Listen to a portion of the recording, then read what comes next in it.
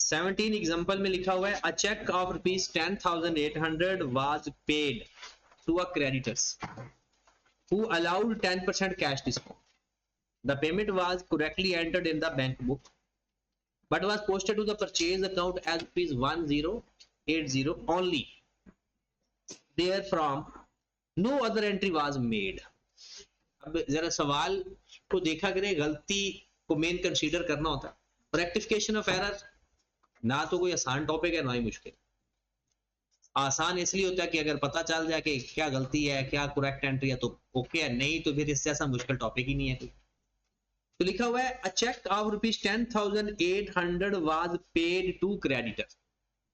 आपने क्रेडिटर को पैसे दिए तो एंट्री क्या पास करनी थी बाद और 10% डिस्काउंट लिया।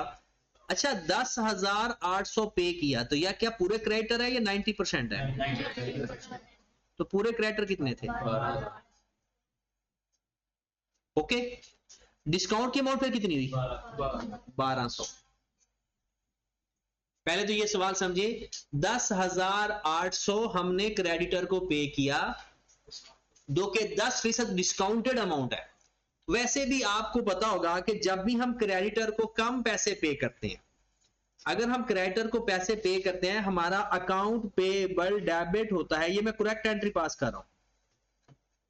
अब ये वो तरीकाकार है जिससे कोई भी रेक्टिफिकेशन ऑफ एरर का क्वेश्चन बच नहीं सकता। मतलब एक क्वेश्चन है आपको डायरेक्ट समझ लग गई, ओके, नहीं समझ लगी तो ये फॉर्मेट में है, करेक्ट एंट्री पास करें, रॉन्ग एंट्री पास करके फिर क्या कर ले।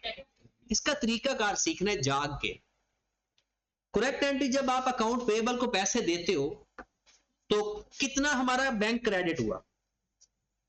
10,800 से। अब हमने जो लेकिन जो हमारे अकाउंट पेबल डेबिट हुए वो तो पूरी अमाउंट से होंगे। जो डिफरेंस है या तो वो परचेज लिख देते हैं या वो डिस्काउंट 1200 से। ये करेक्ट एंट्री बननी थी। यहां थोड़ा करीब लिख लेते हैं, अकाउंट पेबल 12,000 से। अब उसने क्या कहा? उसने कहा the payment was correctly entered in the bank book, मतलब बैंक सही क्रेडिट किया, but was posted to purchase account. अच्छा, जब वो ये कहता है ना पोस्टेड टू परचेज अकाउंट और ये नहीं बताता डेबिट किया या क्रेडिट किया, तो मैं फिर उसकी नेचर पे चले जाया करें। अगर वो ये कहे परचेज अकाउंट को परचेज अकाउंट में लिख दिया, मतलब परचेज को डेबिट कर दिया, क्योंकि परचेज अकाउंट डेबिट नेचर का होता है। अगर वो खुद कह दे डेबिट किया या क्रेडिट किया, फॉलो करेंगे, कुछ नहीं बोलेगा, नेचर फॉलो करेंगे। तो उसने कहता है बैंक में तो सही किया क्रेडिट 10,000, लेकिन कहता है परचेज में लिख दिया 10, कहता बाकी कुछ नहीं किया, there is no other entries passed. अब करना ही था ये एंट्री करेक्ट, उसने पास कर दी ये एंट्री। अब हम करने जा रहे हैं रेक्टिफाई। क्या तरीका कार होता सबा? करेक्ट एंट्री को पकड़ो पहले। अकाउंट पेबल को 12,000 से डेबिट करना था, क्या किया हुआ है? करेक्ट एंट्री को 12,000 से डेबिट करना था, नहीं किया हुआ, कर दो अकाउंट पेबल 12, डन। बैंक को क्रेडिट करना था, किया हुआ है, इसको टिक कर दो। जो दोनों साइड पर सेम नेचर हो वो ओके होता है। डिस्काउंट रिसीव्ड या परचेजेस को 1200 से क्रेडिट करता था, क्या उसने किया हुआ है? नहीं। अगर आपने इसको डिस्काउंट रिसीव्ड मानना है तो फिर तो परचेज नहीं मानना, तो फिर तो डिस्काउंट रिसीव्ड के नाम से लिख। अगर इसको परचेज मानना है तो फिर नेट करके करना पड़ेगा। इसकी मैं 2 एंट्रीज करवाता हूं, एक एंट्रीज को रेक्टिफाइंग। लेकिन एक तो आप डिस्काउंट रिसीव्ड क्रेडिट करना था, नहीं किया हुआ, कर दो 1200। ये क्लियर होगी करेक्ट साइड।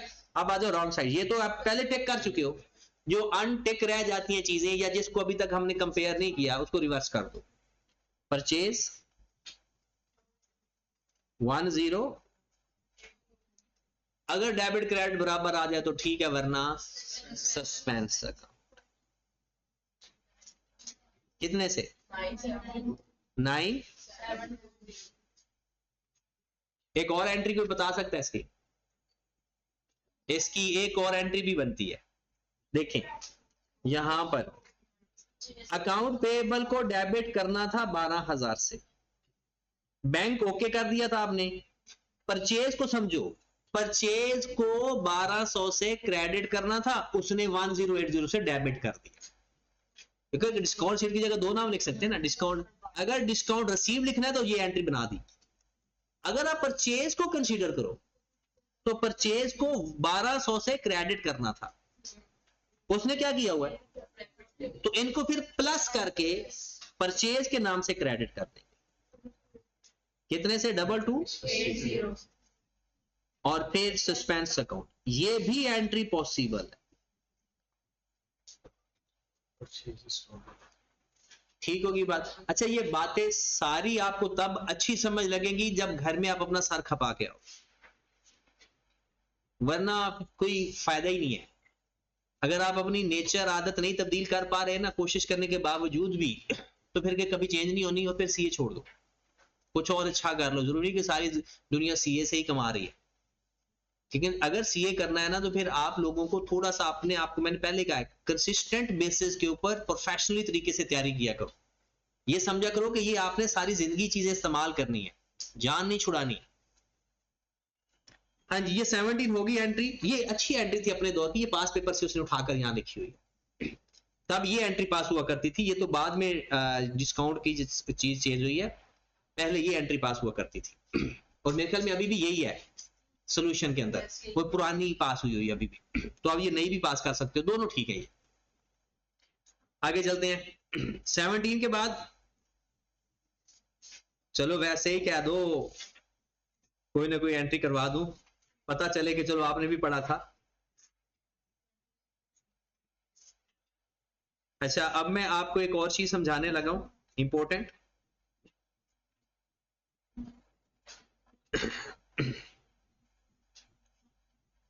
कुछ खुद से सवाल अज्यूम करके फिर क्वेश्चन, नेक्स्ट क्वेश्चन पे चलते हैं। ये अभी करवाने लगा। हाँ जी, आपका लास्ट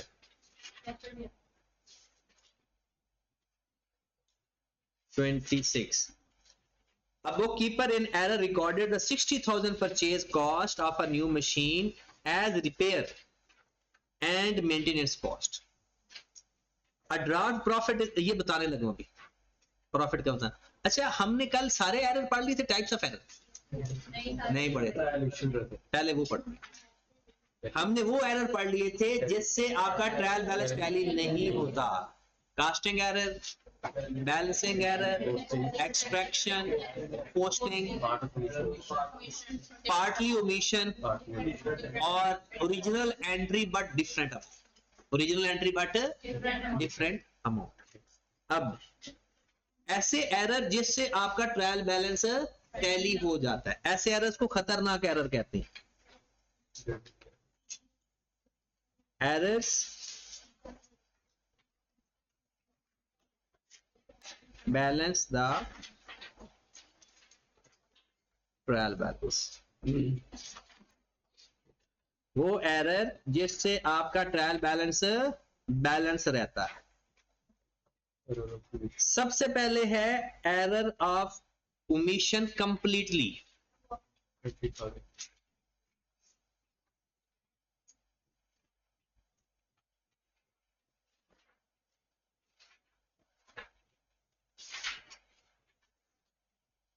या एंटायरली, जब आप एक पूरी एंट्री भूल जाओ, पूरी एंट्री भूल जाओ, उसे हम कहते हैं एरर। जैसी बात है, ना आपने डेबिट लिखा ना आपने क्रेडिट लिखा, तो आपका ट्रायल बैलेंस टैली कर जाएगा। दूसरा है error of commission.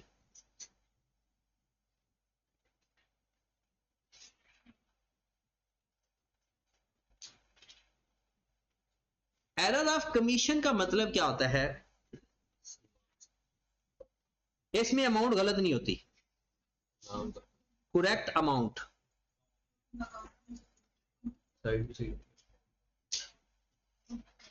Correct account head of account कह लो या टाइप ऑफ अकाउंट कह लो, करेक्ट टाइप ऑफ अकाउंट। अच्छा, इस अकाउंट का मतलब अलग क्या होता है? Head, head of account, asset, expenses, liability, इसे बोलते हैं type of account. But wrong individual account. अब इंडिविजुअल अकाउंट किसे कहते हैं? देखें, हेड ऑफ अकाउंट मतलब एसेट, अब उसकी इंडिविजुअल अकाउंट क्या है? लैंड, बिल्डिंग, फर्नीचर, उसके बाद कैश, अकाउंट रिसीवेबल, मतलब सारे assets. Type of account asset. अब एसेट्स के नीचे फिर repair, salary, purchases, stationery, insurance, bad debts, ये क्या है? ये इंडिविजुअल अकाउंट्स है। और इसका टाइप ऑफ अकाउंट क्या है? एक्सपेंसेस का लेजर। जैसे इनकम, जैसे लाइबिलिटी, ये है टाइप ऑफ अकाउंट। कहता है करेक्ट अमाउंट, अमाउंट भी ठीक है, टाइप ऑफ अकाउंट भी ठीक है, बस इंडिविजुअल अकाउंट गलत लिख दिया। जैसे सैलरी की जगह रेंट लिख दिया, अब क्या प्रॉफिट खराब होगा? आपने एक्सपेंस को एक्सपेंस ही लिखा है, सिर्फ नाम बदला है ना, सिर्फ इंडिविजुअल अकाउंट गलत हुआ, रेंट की अमाउंट टोटल गलत होगी, सैलरी की अमाउंट टोटल गलत होगी। देखा, ना तो प्रॉफिट पे फर्क पड़ेगा, ना टोटल एक्सपेंस पे फर्क पड़ेगा, ना ही ट्रायल बैलेंस में फर्क पड़ेगा। उसे कहते हैं एरर ऑफ कमीशन। जब सेम हेड के अंदर गलती हो और डेबिट में गलती हो जाए, क्रेडिट के अंदर गलती हो जाए, तो उसे हम कहते हैं एरर ऑफ कमीशन। एक होता है error of principal.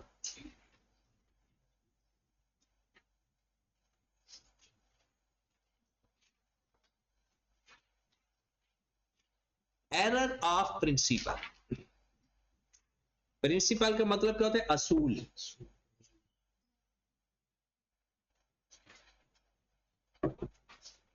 Accounting rules की खिलाफ वर्जी कर दो, मतलब टाइप ऑफ अकाउंट ही गलत कर दो, बट नेचर ना गलत करो। जैसे एसेट को एक्सपेंस में लिख दो। अब देखो, एसेट भी डेबिट फैमिली का है, एक्सपेंस भी डेबिट फैमिली का है, इससे ट्रायल बैलेंस पे कोई फर्क नहीं पड़ना। सैलरी डेबिट साइड पर ना लिखो, सैलरी की जगह आप फर्नीचर लिख दो, तो फर्नीचर भी तो डेबिट साइड पर ही आता है। इसमें भी क्या होता है? Correct amount,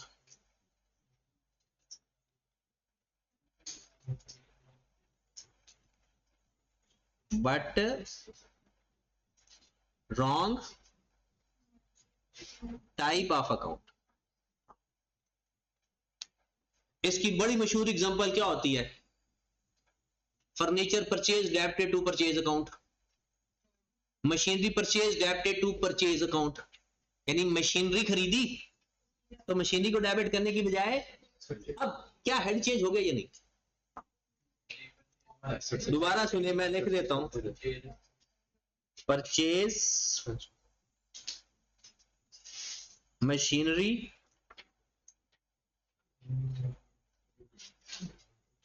debited to purchase account, amount same है, क्या टाइप ऑफ अकाउंट इसमें गलत है या सेम है? टाइप ऑफ अकाउंट देखिए, परचेज और मशीन, बताओ ये अलग अलग हेड के अंदर आते हैं, सेम हेड में? ये जो परचेज मशीन आता है नॉन करंट एसेट के अंदर, और ये आता है एक्सपेंस के अंदर। लेकिन ये भी डेबिट नेचर का है, ये भी डेबिट नेचर का है। अब अगर आप टाइप ऑफ अकाउंट चेंज कर देते हो बट नेचर चेंज नहीं करते, तो इसे बोलते हैं एरर ऑफ प्रिंसिपल। लायबिलिटी को इनकम में लिख देना, लायबिलिटी को इनकम में लिख देना, ये एरर ऑफ कमीशन है, ये एरर ऑफ प्रिंसिपल है। लायबिलिटी को इनकम में लिख देना, कितने दिनों बाद?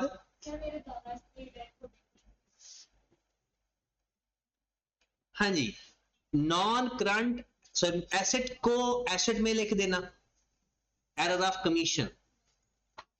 एसेट को किसी और गलत एसेट में लिख देना, एक्सपेंस को गलत एक्सपेंस में लिख देना, लायबिलिटी को किसी गलत लायबिलिटी में लिख देना, डेटर को किसी गलत डेटर में लिख देना, ये एरर ऑफ कमीशन होता है। एसेट को एक्सपेंस में लिख देना, एरर ऑफ प्रिंसिपल है। लायबिलिटी को इनकम में लिख देना, एरर ऑफ प्रिंसिपल। ठीक होगी बात? चलें जी, उसके बाद आ जाता है कंपनसेटिंग एरर।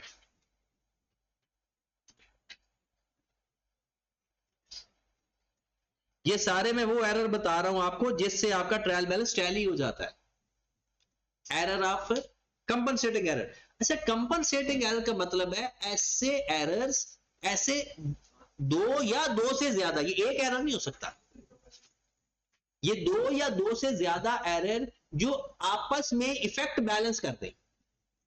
मिसाल के तौर पर आपकी डेबिट साइड पर कुछ 400-500 की गलती हुई, क्रेडिट साइड पर भी 400-500 की गलती हो जाए, यानी जितनी गलती डेबिट साइड पर हुई उतनी, सपोज है डेबिट साइड पर आपने 3 गलतियां की है टोटल 800 की, और क्रेडिट साइड पर एक 800 की गलती हो गई इकट्ठी, तो आपका ट्रायल बैलेंस तो टैली कर जाएगा।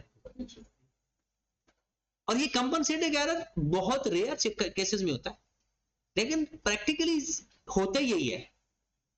जब किसी बंदे का ट्रायल बैलेंस टैली नहीं कर रहा होता, वो कंपनसेटिंग कर देता है।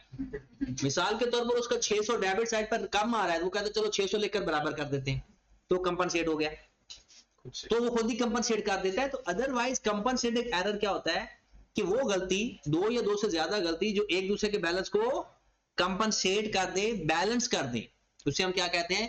Compensating error. उसके बाद है एरर ऑफ ओरिजिनल एंट्री। ये है वो ओरिजिनल चीज, एरर ऑफ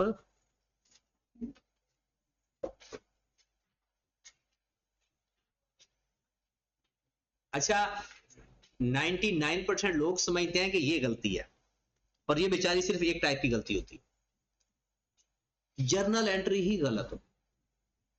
लोग समझते हैं जर्नल एंट्री गलत होती है, जिससे लेजर भी गलत हो जाता है, ट्रायल बैलेंस भी गलत हो जाता है। होता ऐसे है, गलती कहीं भी हो सकती है।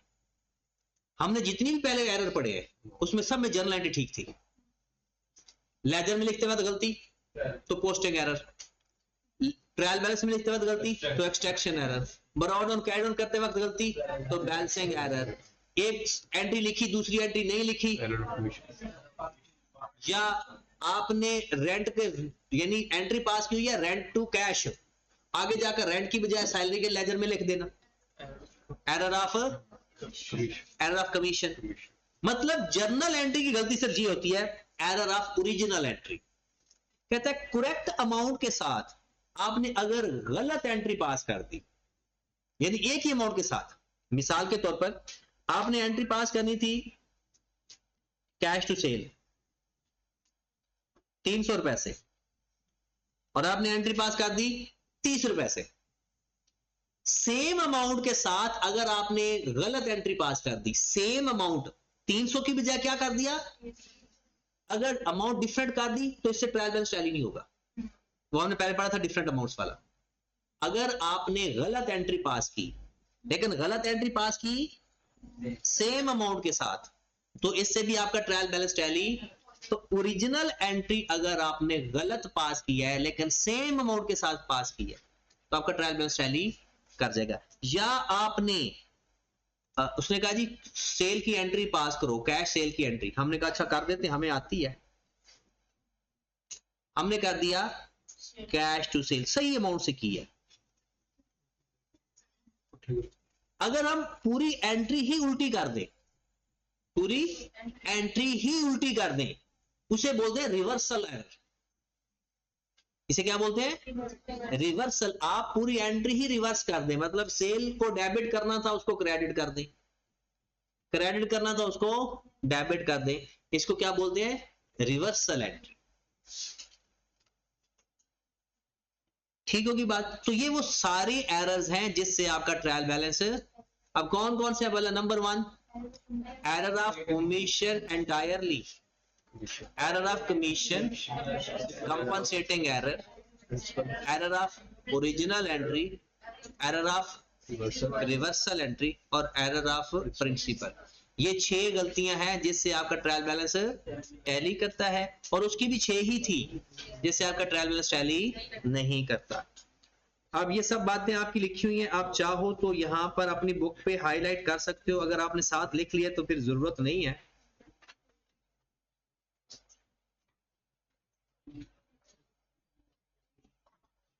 ये मैंने लिखी हुई है ये चीजें, अगर आपने भी देखकर लिखना है तो लिख लें। Casting error, balancing error, extraction error, posting error, partly omission error और डिफरेंट अमाउंट से एरर। हाँ जी, वही चीजें हैं, ठीक है। और ट्रायल बैलेंस टैली कैसे करा है? Entirely omission, error of omission, principle, compensating error, original entry और एरर ऑफ रिवर्सल। तो ये 6 यहाँ पेपर में सवाल 2 तरह से आ सकते हैं। Identify type of error, transaction given होगी और उसको डिफाइन भी कर दें। सर ये कंपनसेटिंग एरर के इसके अलावा कोई एग्जांपल है? किसके अलावा? इसके अलावा मैंने तो इसके अलावा ही दिया है। मैंने कहा आपकी डेबिट साइड पर कोई 400-500 की गलती हो गई है और उतनी ही गलती क्रेडिट साइड पर हो जाए। नहीं, यानी देखिए इधर 540 था और क्रेडिट साइड पे 450 आ गया। नहीं, ये कंपनसेटिंग एरर नहीं है। एक तरफ से बढ़ा दिया, एक तरफ से कम कर दिया, दो सेम अमाउंट से सेम अमाउंट होती है। सेम, हाँ, यानी तभी तो कंपनसेट होगा ना। देखिए आप नंबर चेंज कर दिया ना, आपने गलती से डेबिट साइड पर ना आपसे गलती होगी 400 से और 200 से, हाँ जी, और क्रेडिट साइड पर आपसे कोई गलती होगी 600 से, ठीक है। जब डेबिट साइड पर 600 ऐड हो गया और क्रेडिट साइड पर भी 600 ऐड हो गया गलती से, दोनों गलती से ऐड हो गए, तो आपका ट्रायल बैलेंस टैली हो जाएगा। तीनों ने एक दूसरे को बैलेंस कर दिया। 2 या 2 से ज्यादा गलतियां अगर एक दूसरे को बैलेंस कर दे उसे कंपनसेट कर। तो यार मेरे पास बुक है, आप मुझे एग्जांपल का नंबर बताएं। ये नंबर 10 है, एग्जांपल नंबर 10। Example number 10। हाँ, वो ना आप सिर्फ एक एंट्री नहीं देख रहे, ये 2 गलतियां हैं। यहां पर देखिए कहता है परचेज टू पेबल, ये क्या लिखता है? Entry that should have been recorded, ये एंट्री होनी चाहिए थी, ये वाली परचेज टू अकाउंट पेबल होनी चाहिए थी और सैलरी टू बैंक होनी चाहिए थी। उसने क्या गलती कर दी? उसने कर दिया परचेज को डेबिट और अकाउंट पेबल को कर दिया क्रेडिट। परचेज को डेबिट करना था 450 से, किसने कर दिया? 540 से। काम किया ज्यादा, ज्यादा कितने से? 90 का। एक एरर आ गया, ये 450 ये 450 ठीक है। अब इधर है सैलरी एक्सपेंस को 999 से डेबिट करना था, उसने कितने से कर दिया? कितने का डिफरेंस आया? 90 का। ये बाकी उसने ये ठीक लिखा हुआ। तो कहता है गलती अगर बराबर हो डेबिट साइड पर और क्रेडिट साइड पर, तो इसका मतलब है वो उसने एक दूसरे को बैलेंस कर देगा और ट्रायल बैलेंस आपका टैली कर जाएगा, ठीक है। चले जनाब आगे, 2 या 2 से ज्यादा गलतियां, इसमें 2 गलतियां थी। अच्छा आगे प्रॉफिट पे इफेक्ट देख लेंगे, आज का important concept.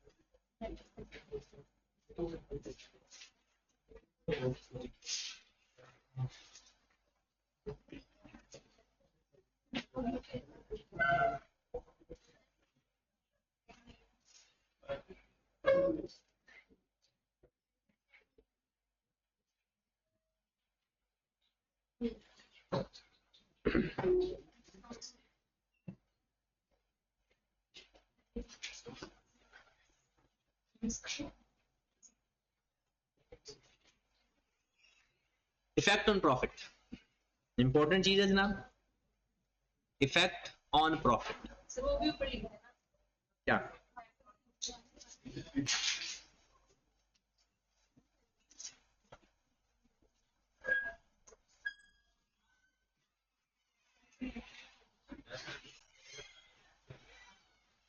Effect on profit.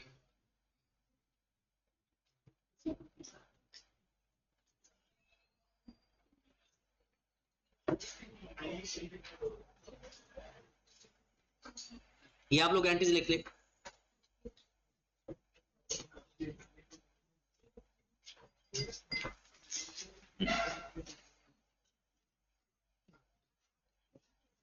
Okay note, आप भी कर ले। मैंने भेजा नहीं था सर का लेक्चर आ रहा कभी कभी नहीं भी आता।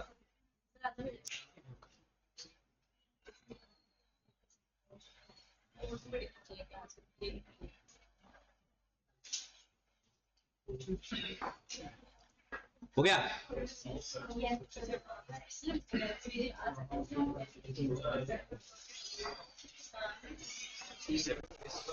रिस्ट्रिक्शन है कि कॉलेज वालों ने आप लोग यूट्यूब में डाल दें लेक्चर है सर आप तकरीबन लेक्चर पोर्टल वाले फायदा ना भी नहीं मैं कह रहा हूं जैसे उन्हें पता चलेगा और मैं क्या देंगे।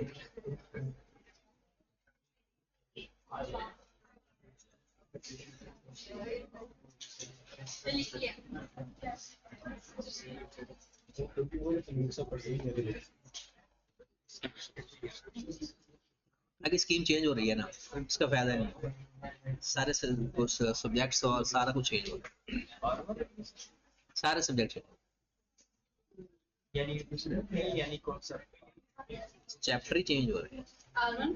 R1 बिल्कुल बिल्कुल से मुराद ये है कि कुछ चैप्टर प्लस माइनस हो रहे हैं। R2 के कुछ चैप्टर इधर आ रहे हैं, इधर के कुछ आज R2 में जा रहे हैं। अच्छा जरा आप खामोशी ख्याल करें प्लीज। अच्छा हुआ ये रेक्टिफाइंग एंट्रीज है, मतलब गलत एंट्रीज थी उनको सही करती है। जो हम रेक्टिफाइंग एंट्रीज पास करते हैं ना, अब इससे पहले जब ये गलतियां हो चुकी थी तो हमने गलत, जो ग्रॉस प्रॉफिट था वो हमारा गलत हो गया, ग्रॉस प्रॉफिट जीपी लिखते तो मैं अकेला, और नेट प्रॉफिट भी गलत हो गया। अब जो ग्रॉस प्रॉफिट गलत था वो कितना था, सपोज दैट अनएडजस्टेड उसको लिख देते हैं,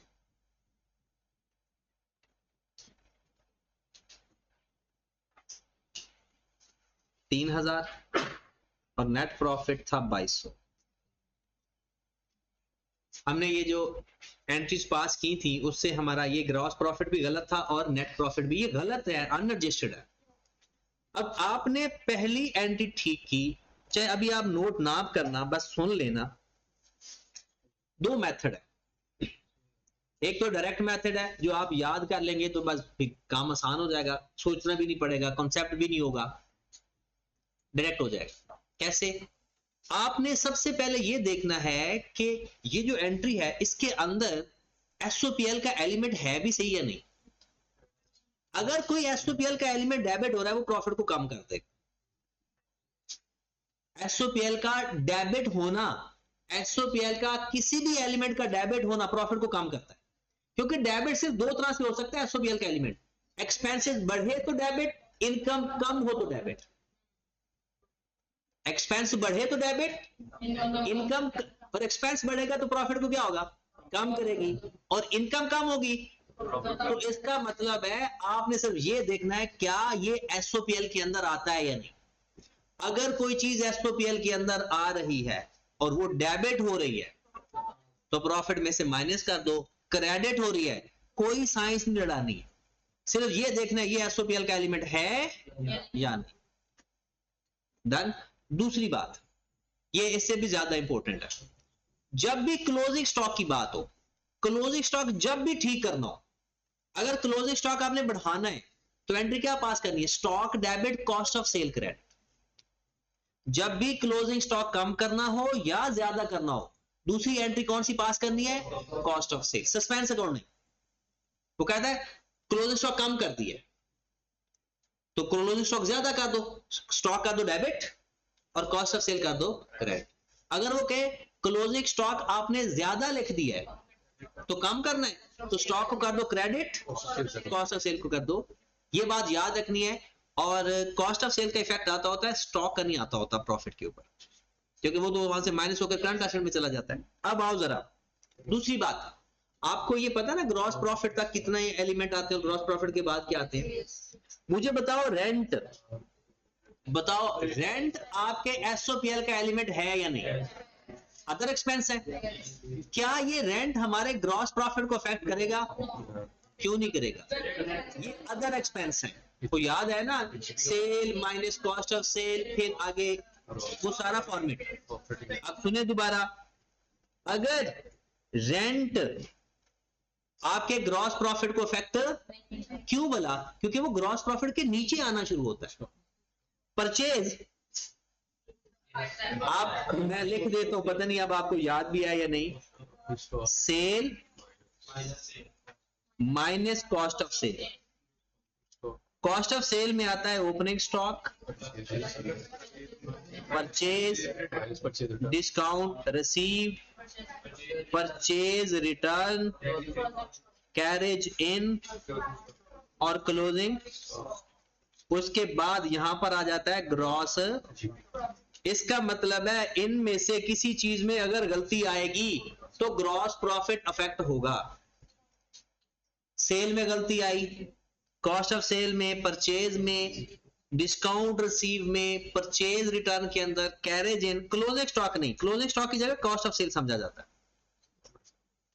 क्लोजिंग स्टॉक में भी चेक कर ले फिलहाल, अगर ये जो मैंने लिखे ना सेल से लेकर क्लोजिंग स्टॉक तक, ये जितने एलिमेंट लिखे हैं, अगर इसमें कोई एरर है, इसका मतलब है आपका ग्रॉस प्रॉफिट अफेक्ट होगा।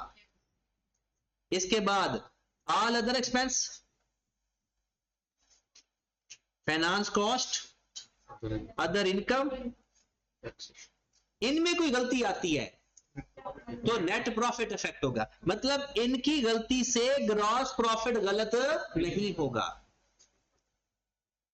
रेंट, सैलरी, वेजेस, उसकी वजह से आपका ग्रॉस प्रॉफिट इफेक्ट नहीं होगा। अब आए जरा वापस चलते हैं और इसको दोबारा, रेंट 100 रुपए से डेबिट हो रहा है, एसओपीएल का अगर कोई एलिमेंट डेबिट हो रहा हो तो प्रॉफिट कम कर देता है। हम लिखेंगे यहां पर रेंट और यहां से माइनस कर देंगे। ग्रॉस प्रॉफिट को इफेक्ट, परचेज, क्या ये ग्रॉस प्रॉफिट को इफेक्ट करेगा या दोनों को इफेक्ट करेगा? ये दोनों को इफेक्ट करेगा। ये ग्रॉस प्रॉफिट को भी इफेक्ट करेगा। अच्छा, एसओपीएल का कोई भी एलिमेंट क्रेडिट हो रहा हो, प्रॉफिट में प्लस कर देना। एसओपीएल का कोई भी एलिमेंट, ये सोचना ही नहीं है, दिमाग पर जोर देना ही नहीं। अब सिर्फ देखना कि क्या ये चीज मैंने एसओपीएल के अंदर पढ़ी है। अगर वो एसओपीएल के अंदर है तो फिर क्या करना है? अगर डेबिट हो रहा है तो माइनस, क्रेडिट हो रहा है तो प्लस। बात इफेक्ट ऑन प्रॉफिट बस इतना ही है। हाँ, कॉन्सेप्ट क्या है अब मुझे बताएं। एसओपीएल क्रेडिट होने का क्या मतलब है? इनकम बढ़ रही है या एक्सपेंस कम हो रहा है? दो ही बातें, और दोनों से प्रॉफिट बढ़ता है। एक्सपेंस कम हो जाए, इनकम बढ़। चलेंगे, परचेज हमारा क्रेडिट हो रहा है तो 100 से इसमें भी प्लस होगा, इसमें भी प्लस होगा। ग्रॉस प्रॉफिट की चीज दोनों में एडजस्ट होती है, नेट प्रॉफिट सिर्फ नेट प्रॉफिट को इफेक्ट करता है। अब आगे चलते हैं, ये वाली परचेज की। अब आ जाए जी, ये परचेज 200 से आ गया, डेबिट हो रहा है, प्लस होगा माइनस, माइनस होगा। ग्रॉस प्रॉफिट में या नेट प्रॉफिट में? दोनों में।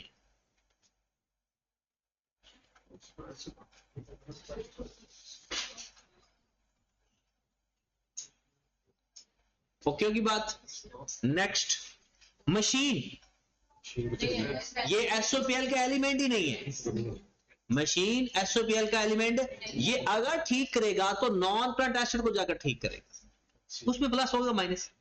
अगर नॉन करंट एसेट में जाना है तो उधर जाकर प्लस होगा या माइनस, माइनस होगा, क्योंकि क्रेडिट हो रहा है ना, कम हो रहा है, एसेट क्रेडिट होता है तो कम होता है। कॉस्ट ऑफ सेल, अच्छा cost of sale by default expense है या इनकम? एक्सपेंस है, कॉस्ट ऑफ सेल हमारा एक्सपेंस होता है। एक्सपेंस डेबिट हो रहा है, माइनस कर दे, दोनों में या एक में? दोनों में, क्योंकि ये तो वैसे जीपी का मेन सबसे बड़ा पार्ट होता है। अच्छा closing stock, closing stock current asset होता है, ये एसओपीएल का एलिमेंट नहीं होता। अब आप कहोगे सर आता तो है, वहां से निकाल रहे होते हैं, निकाल के परचेज की वैल्यू में से जाकर, ये जस्ट लाइक प्रीपेड होता है। ये स्टॉक खरीद लिया है अभी कंज्यूमर, तो प्रीपेड तो यही होता है, पेड बट नॉट अकर। चले जी next, account receivable to account payable, दोनों ही एसओपीएल के एलिमेंट। तो ये ना समझे कि अकाउंट रिसीवेबल हमारा इनकम है और अकाउंट पेएबल हमारा एक्सपेंस है, ऐसा भी हो जाता है। करेक्टेड प्रॉफिट हो गया जी, 3000 में से 100 प्लस कर दें और 600 माइनस कर दें, 2500 आपका असली प्रॉफिट, ग्रॉस प्रॉफिट 2500। 2200 में से 600 ही माइनस कर दें, 1600, ये आपके प्रॉफिट ठीक हो। अच्छा किसी भी चीज को ठीक किया जा सकता है। अगर मैं आपसे ये कहूं कि मेरे पास अकाउंट रिसीवेबल पहले पड़े हैं 500 के, अब कितने हो गए? अब देखो ये अकाउंट रिसीवेबल है, उसमें जाकर ऐड कर दो, डेबिट हो रहा है ना, तो जाकर ऐड कर दो। अकाउंट पेएबल को ठीक करना है, उसमें जाकर 300 ऐड कर दो। अब कहेंगे ये तो क्रेडिट हो रहा है, वो क्रेडिट नेचर का होता है, लायबिलिटी नेचर का होता है। हाँ जी, तो ये हमारा इफेक्ट ऑन प्रॉफिट आ गया। सस्पेंस दूसरी बात आगे, वैसे ये सवाल अब ये खत्म हो गया टॉपिक, अब इसके सवाल करने हमने आज और कल परसों ये खत्म हो जाएगा। परसों हमारी क्लास एक्स्ट्रा होगी तो परसों ये खत्म हो जाएगा, इफेक्टिवली खत्म होगा। ये नहीं कि जान छूटेगी इसकी, इफेक्टिवली खत्म होगा। हाँ जिसने नहीं पढ़ना वो फिर टेंशन न ले, नहीं statement of change in equity से पहले जो कुछ है सारा रिवाइज होगा, उसके बाद जो कुछ है कुछ नहीं रिवाइज होना। लेक्चर मैंने भेज दिए, तैयारी शुरू कर दो, अपने आप को ना जंग के लिए तैयार करो, ताकि ना किसी भी वक्त देखिए ना, एक तो आपका जो पेपर है वो फर्स्ट को ही है, मतलब 2 सितंबर को स्टार्ट हो जाना है। तो किसी भी हालात या किसी भी चीजों में ना हमने ये नहीं देखना कि अच्छा ये इवेंट गुजर जाए तो पढ़ना है, ये इवेंट गुजर जाए तो कुछ भी नहीं। अपनी तरफ से तो जो स्ट्रगल हो सकती है करे ना, बाकी फिर रब की रजा, वो कामयाबी दे नाकामी दे, वो सिर्फ रब की रजा है जी। सॉरी कौन सी? हाँ एग्जाम्पल से क्या होगा? प्लस माइनस करने की, अभी सवाल ही करने लगे, इसी का सवाल करने लगे। देखिए इसका एक तो 26 एंट्रीज आपको मैंने दी थी करने के लिए, अब उनमें से 2-3 तो मैं अभी करवाने लगा हूं आपको, 27 करवाने लगा हूं, इंपॉर्टेंट एंट्री है, और 28 ये दोनों करवाने लगा हूं। 27 28 बहुत मशहूर एंट्रीज हैं और कह सकते हो इंपॉर्टेंट भी है। जरा सवाल देखें, while review financial statement of SE December 2017 following error have been identified। कहता है कुछ गलतियां हमने देखी तो हमें कुछ एरर मिले। पहले एरर देखिए, computer costing 2,40,000 purchase on 1 September 17। Computer आपने खरीदा 2,40,000 का 1 सितंबर को। अच्छा ये गलती पता कब चल रही है? ये डेट है, जब भी वो एरर के बारे में बताएगा ना उस साल के एंड पे एरर पता चलेंगे। फाइनेंशियल स्टेटमेंट भी बन चुकी है, प्रॉफिट प्रूफिट आ चुके हैं। ये तो ऑडिट वाले ने ऑडिट आकर किया, तो ये पहले मैनेजमेंट ने काम कर लिया अपना, ऑडिटर आया उसने ये चीजें आइडेंटिफाई की, पता चला कंप्यूटर 2,40,000 का था 1 सितंबर 17 को, ऑफिस यूज के लिए डेबिटेड टू परचेज अकाउंट, होगी गलती। डेप्रिसिएशन का रेट क्या है, इसका मतलब है इन 4 महीनों की डेप्रिसिएशन भी गलत हो गई। आपने सितंबर, आप तो दिसंबर में अपने अकाउंट क्लोज कर चुके हो।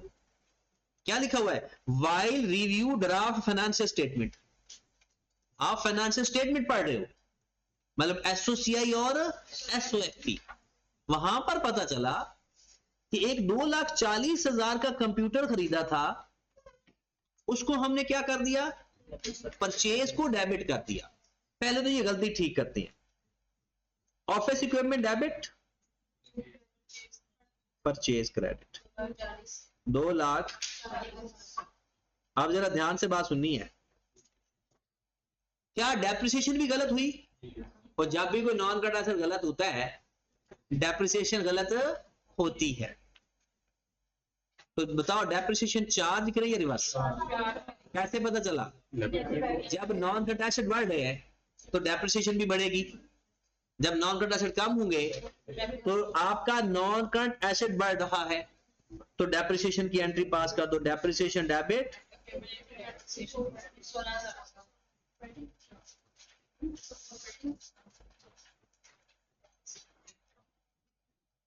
ओके होगी बात। ये तो हो गया पहला पार्ट हमारा। अच्छा वो ये क्या कह रहा है, कहता है पीपीई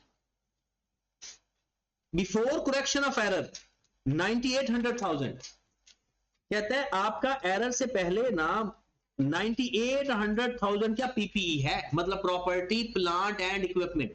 बताओ इस एंट्री से प्रॉपर्टी प्लांट एंड इक्विपमेंट का बैलेंस चेंज होगा या नहीं, बिल्कुल। पीपी का मतलब है नॉन करंट एसेट ही। 2,40,000 से ऐड करूं या 2,24,000 से, नेट करके करते हैं ना ऐड, क्योंकि ये क्या चीज है, बुक वैल्यू है, तो बुक वैल्यू में बुक वैल्यू ऐड होगी, बुक वैल्यू में तो आपका 2,40,000 तो ऐसे डेबिट हो रहा है, और अक्यूमुलेटेड डेप्रिसिएशन भी 16,000 से क्रेडिट हो रही है। इनको या तो इस तरह से कर ले, प्लस 2,40,000 माइनस, देखें आपके पीपी जो इस एरर से पहले था वो 9800,000, अब आपने एक 2,40,000 वाला इक्विपमेंट ना परचेज में लिखा हुआ है, आप परचेज से निकाल देंगे तो आकर इक्विपमेंट में लिख देंगे, लेकिन उसका 16,000 डेप्रिसिएशन भी तो होनी थी, जैसे उसको नेट करके ऐड करें। तो इसलिए अगर बाकी कॉस्ट पड़ी होगी तो कॉस्ट में कॉस्ट ऐड कर देते, अक्यूमुलेटेड डेप्रिसिएशन में अक्यूमुलेटेड डेप्रिसिएशन जाकर रहता है। आगे चलें जी, दूसरा पार्ट इससे भी अच्छा है, फर्नीचर कॉस्टिंग 12 लाख, इधर जरा इधर ध्यान से बात सुनिए, फर्नीचर 12 लाख है, उसकी बुक वैल्यू 670,000 है, कब, दिसंबर 2017, कहते हैड ऑलरेडी बीन सोल्ड 1 नवंबर 17। इसका मतलब है उसको पता ही नहीं चला अकाउंटेंट को, क्योंकि वो कौन सा जाकर बैठा हुआ है प्लांट जहां पर पड़े हुए हैं, वो तो ऑफिस में बैठा हुआ है, उसको कोई आकर बताएगा तो वो काम करेगा। एक एसेट नवंबर 17 में बिक गया था, लेकिन उसको नई इंफॉर्मेशन थी, वो उसने कहा कि वो हमारे पास एसेट भी है, उसने उसको डेप्रिशिएट भी किया, सारा कुछ किया, और उसने कहा भाई वो वाला एसेट मेरा 12 लाख का है और 6,70,000 का पड़ा हुआ है, लेकिन वो नवंबर में ही बिक गया था। अब अगली बात और बहुत इंपॉर्टेंट बात, कहता है proceed of ₹7 lakh was credited to sale account, कहता है जो पैसे मिले ना उसने बोला क्या एंट्री पास कर दी, कैश टू सेल, क्या एंट्री पास कर दी, कैश टू सेल। कहता है डेप्रिसिएशन का रेट है 10% स्ट्रेट लाइन मेथड। अब हमने करेक्ट एंट्री पास करनी है। अब मुझे बताओ करेक्ट एंट्री पास होनी थी कैश डेबिट 7 लाख से, अक्यूमुलेटेड डेप्रिसिएशन, पीपीई, और अगर गेन है या लॉस है। अच्छा इसमें जो मेरे पास है 12 लाख भी है, कोई मुझे इसके अक्यूमुलेटेड डेप्रिसिएशन बता सकता है? कोई बंदा मुझे अक्यूमुलेटेड डेप्रिसिएशन सही वाली बता सकता है? देखिए ओ भाई 6,70,000 तो बुक वैल्यू पड़ी है दिसंबर तक, ऐसे तो हमारा नवंबर में बिक गया था, 2 महीनों की डेप्रिसिएशन एडिशनल उसने चार्ज कर दी है, वो रिवर्स करेंगे। आप 2 महीनों की डिडक्शन ले लो, स्ट्रेलियन मेथड में तो ले सकते हैं, multiplied by 10% multiplied by 2 by, उसने ये अक्यूमुलेट डिडक्शन आपने कितनी फाइंड की, 5,30,000, उसमें 20,000 ज्यादा है, तो आपकी अक्यूमुलेटेड डेप्रिसिएशन है 5 लाख। ये समय लगी, आपकी जो अक्यूमुलेटेड डेप्रिसिएशन है वो 5,30,000 नहीं है बल्कि 5 लाख। कैसे पता चला, दोबारा एक दफा देख लें। आपने 12 लाख में से 6,70,000 माइनस किया तो आपके पास आ रही थी 5,30,000 बुक वैल्यू, ऐसा ही है। लेकिन हमने देखा कि इस अक्यूमुलेटेड डेप्रिसिएशन के अंदर 2 महीनों की ज्यादा डेप्रिसिएशन, हमने वो माइनस कर दी, तो असल डेप्रिसिएशन क्या थी, 5 लाख। अब इसका डिफरेंस क्या आएगा, एसओपी नहीं, अभी तो करेक्ट एंट्री पास कर रहे हैं। कितनी अमाउंट आ गई, ये है जनाब करेक्ट एंट्री जो पास होनी चाहिए थी। अब उसने इसकी क्या एंट्री बना दी, उसने एंट्री प्रोसीड को कैश लिख दिया और सेल क्रेडिट कर दिया, उसने ये एंट्री पास कर दी। कहता जो पैसे मिले उसने सेल को क्रेडिट कर दिया, ये रॉन्ग एंट्री है। बस अब इसको देखकर ही हम अपनी एंट्री बना लेंगे। अब उसमें क्या क्या एंट्री बनेगी जरा देखिएगा। 7 लाख कैश को डेबिट करना था, क्या हो चुका है, टिक करो दोनों साइड। अक्यूमुलेटेड डेप्रिसिएशन को डेबिट करना था, किया हुआ है, तो करो जरा rectifying entry. Accumulated depreciation debit हो गया जी 5,10,000। क्या पीपी को क्रेडिट करना था, उसने किया हुआ है, कर दो।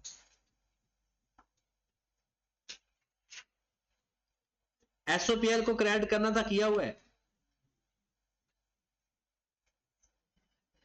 अब सेल को उसने किया हुआ है क्रेडिट, करना ही नहीं था, ये रेक्टिफाइंग एंट्री पर। अच्छा मुझे बताएं एसेट के ऊपर क्या इफेक्ट पड़ेगा, इस पूरे इस एंट्री को देखते होते हैं, बस रेक्टिफाइंग एंट्री को देखते हैं। तो मुझे बताओ 12 लाख से कम कर देंगे, पहले इनको नेट करें, पहले इसको नेट करें, जो डिफरेंस आएगा उससे जाकर हमारा एसेट कम या ज्यादा होगा। 690,000 से जाकर कम हो जाएगा, 690,000 से जाकर कम हो जाएगा। हाँ जी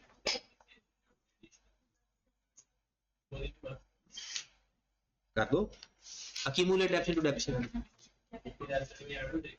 वो डायरेक्ट नेट हो जाएगी ना, डायरेक्ट ही जब उसने इफेक्ट आपने रेक्टिफाई कर दिया ना, वो 20,000 उसको रेक्टिफाई करके डायरेक्ट एडजस्ट कर लो या अलग अलग कर लो, ये आपकी अपनी मर्जी। अच्छा इसका ना ये क्वेश्चन इंपॉर्टेंट है, टाइम थोड़ा है, तो ये एक दफा आप कोशिश करना प्रैक्टिस करने की, और इंशाल्लाह आपको समझ नहीं लगेगी। नहीं ये वो बैड डेट्स वाला सारा, बैड डेट्स और provision for bad debts as it is वही है जो हमने पढ़ा हुआ है। एक ये क्वेश्चन आपने करना है जी, और 2 क्वेश्चन आपने ये करके आने हैं 29 और 30, 29 और 30। हाँ जी 28,